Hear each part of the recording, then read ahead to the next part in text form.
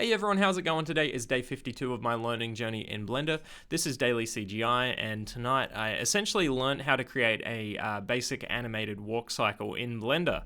So before I get into it, first things first, these models that I've been using lately are available on the Blender Cloud for free.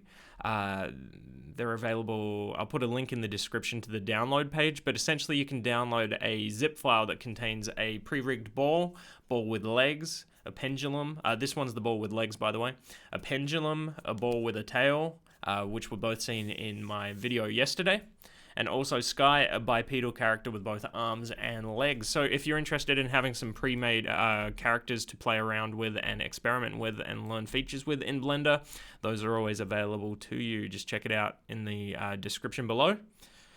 With that said, I tried to follow along with the, continue following along with the Blender Animation Fundamentals series, and it got a little bit convoluted.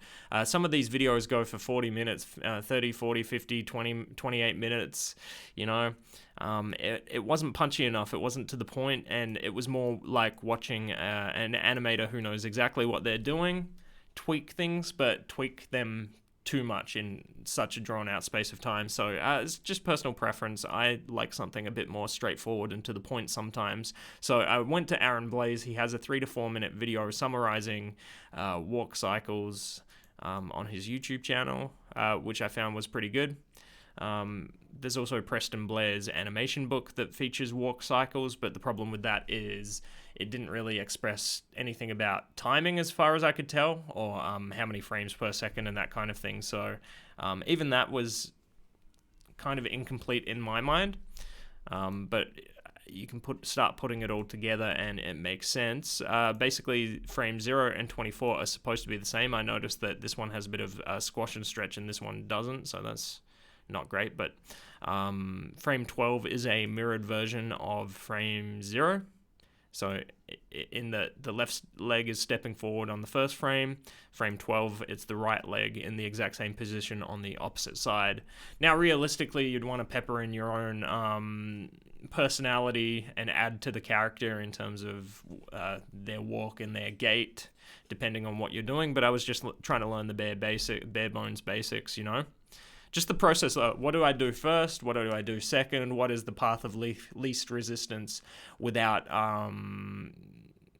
completely cheating it and messing it up somehow, you know? Basically, there's ups and downs, or highs and, what do they call it? Highs and recoils. So you just have to find those and pepper them in at certain frames. And then the other side is just the sort of inverse or the mirrored version of as well. So this is the end result that I came up with. I don't know if I said it already, but I didn't like angle the feet, you know, facing a particular direction. I didn't like slightly rotate the feet or anything like that. And I didn't deal with the knee bones or the pole targets or whatever at this point. I kept it basic because seriously, I was struggling at a certain point there. So here's the walk cycle from the side. I added liberal use of squash and stretch. I'm sure you can tell. And there he is from the front. There's a bit of hip swing. I did pick up some hip swing from the official Blender tutorial. It wasn't all wasted time. There's the top-down shot. Bottom. You get the gist. So you know what? It's the kind of thing I hear that you just have to practice and you have to keep repeating it, and then it starts becoming second nature to you. You just intuitively know what frames you're placing and where, and how to add a bit of character and add a bit of style to it, you know?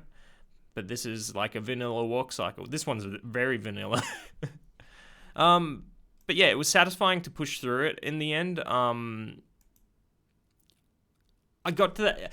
When I get to the point where I start getting frustrated with I'm not understanding this, or I'm not quite, there's something I'm missing, and then I just stick with it, eventually it ends up all good.